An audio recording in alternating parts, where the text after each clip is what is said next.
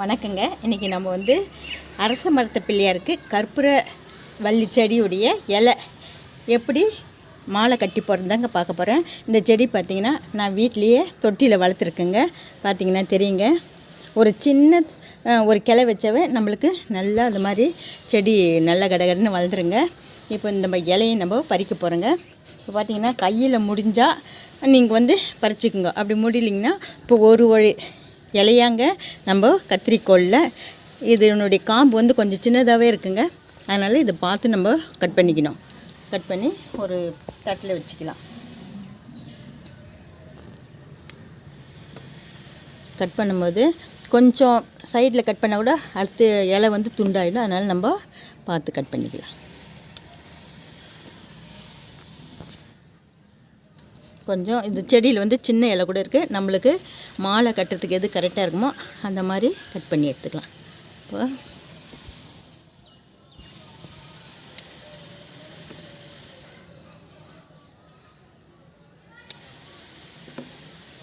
இது வந்து எண்ணிக்கை கிடையாதுங்க. நம்மளுக்கு எந்த அளவுக்கு மாலை வேணுமோ அந்த அளவுக்கு நம்ம இலை பறிச்சிக்கலாம்.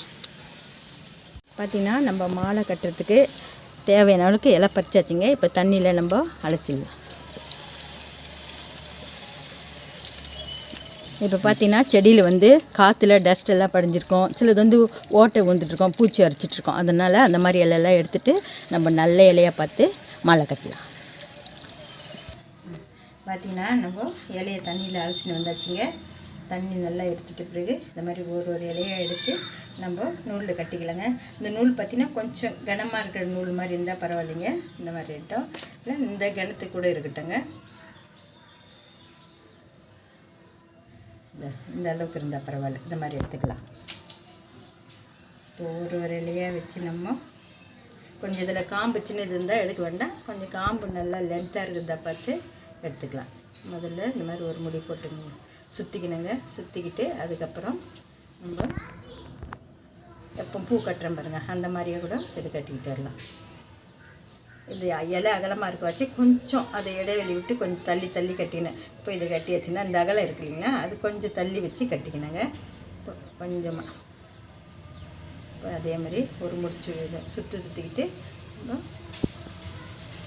இப்போ அப்படியே இந்த அளவுக்கு அப்படியே வரணுங்க.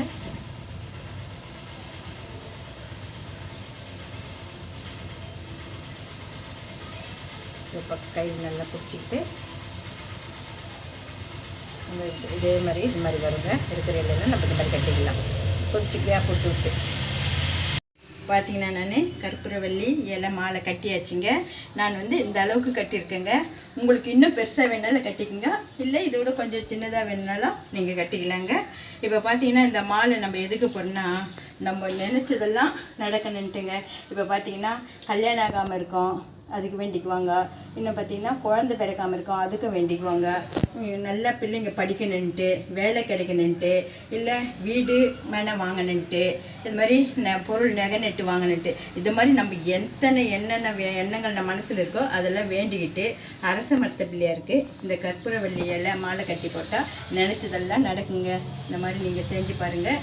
இந்த வீடியோ பிடிச்சிருந்தா லைக் பண்ணுங்கள், ஷேர் பண்ணுங்கள். நன்றிங்க.